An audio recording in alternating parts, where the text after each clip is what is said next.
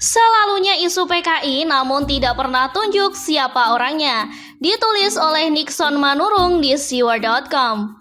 Isu mengenai PKI seakan tidak pernah mau surut atau bahkan pergi dari negeri Indonesia. Sejak terjadinya dihilangkannya nyawa para jenderal yang dilakukan oleh PKI, memori setiap warga Indonesia seakan terekam akan kejadian tersebut. Kejadian itu sudah cukup lama berlalu, sejak tahun 1965, namun hingga sekarang masih membekas karena setiap tahunnya bangsa Indonesia selalu memperingati sebagai pertanda kekejaman PKI. Seiring waktu, Indonesia pun perlahan mulai mengobati luka yang sempat menganga begitu dalam. Secara perlahan luka itu mulai mengering dan sembuh walau tetap meninggalkan bekas. Indonesia sudah bisa bergerak maju dan mulai melakukan pembangunan di mana-mana. Nama PKI pun nyaris sudah tidak terdengar lagi. Namun, isu PKI mulai menggeliat ketika Jokowi mulai tampil di permukaan. Nama Jokowi yang melejit sangat cepat yang dimulai dari wali kota Solo, Gubernur DKI sampai Presiden RI. Isu PKI bahwa mulai dimainkan kembali sebagai wacana yang sangat baik untuk membakar emosi rakyat Indonesia. Jokowi mungkin sudah cukup kenyang difitnah berkaitan dengan PKI, walaupun nama Jokowi sering dikaitkan oleh para demonstran, namun sampai saat ini Jokowi beserta keluarga tidak pernah terbukti sebagai orang PKI. Isu ini makin liar dan tetap dimainkan ketika Pilpres 2014 dan Pilpres 2019 lalu. Jokowi diserang, bahkan organisasinya pun diserang, yaitu PDIP.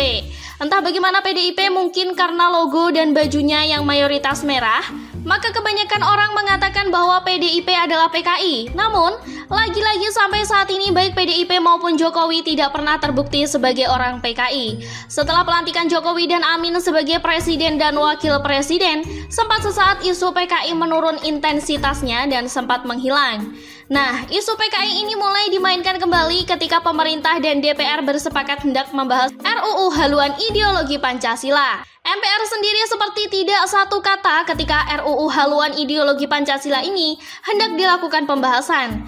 Ketua MPR RI, Bambang Susatyo, menegaskan tidak ada ruang bagi paham komunisme di Indonesia.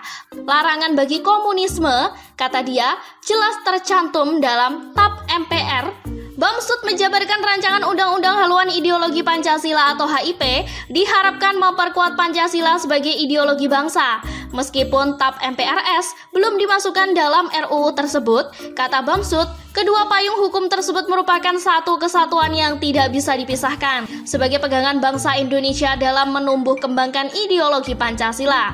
Ujar Bamsud Jumat 29 Mei 2020. Jadi, TAP MPRS tahun 1966 itu masuk dalam kelompok kedua dan dinyatakan masih berlaku, sehingga kita tidak perlu khawatir PKI bakal bangkit lagi, kata Bamsud. Lalu bagaimana tanggapan Wakil Ketua MPR RI Hidayat Nur Wahid atau HNW mengkritisi rancangan Undang-Undang Haluan Ideologi Pancasila atau RUU HIP? Hidayat memandang RUU tersebut bermasalah karena tidak memasukkan TAP MPR yang terkait langsung dengan penyelamatan ideologi Pancasila. RUU HIP akan kehilangan rohnya apabila tidak mempertimbangkan sejarah pembentukan Pancasila sebagai ideologi bangsa dan negara hingga mencapai kesepakatan final PPKI pada 18 Agustus 1945. Semuanya menyebut sila ketuhanan dan tidak satupun yang menyebut sila ateisme apalagi komunisme sebagai dasar atau ideologi negara, kata Hidayat dalam keterangan resmi MPR Jumat 15 Mei 2020. Menko Polhukam Mahfud MD menegaskan hal ini tidak akan terjadi karena pelarangan komunisme di Indonesia sudah bersifat final. Mahfud menjelaskan RUU HIP disusun oleh DPR dan masuk dalam Prolegnas 2020. Tahapan sampai saat ini pemerintah belum terlibat pembicaraan dan baru menerima RUU tersebut.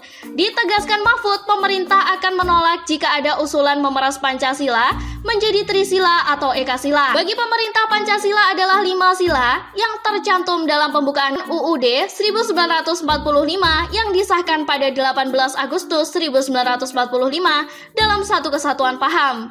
Pelarangan komunisme di Indonesia bersifat final, sebab berdasarkan TAP MPR tahun 2013, tidak ada ruang hukum untuk mengubah atau mencabut TAP MPR tahun 1966, tegasnya. Nah, dari sisi pemerintah sudah menyatakan dengan tegas bahwa tidak ada ruang bagi PKI di negara Indonesia.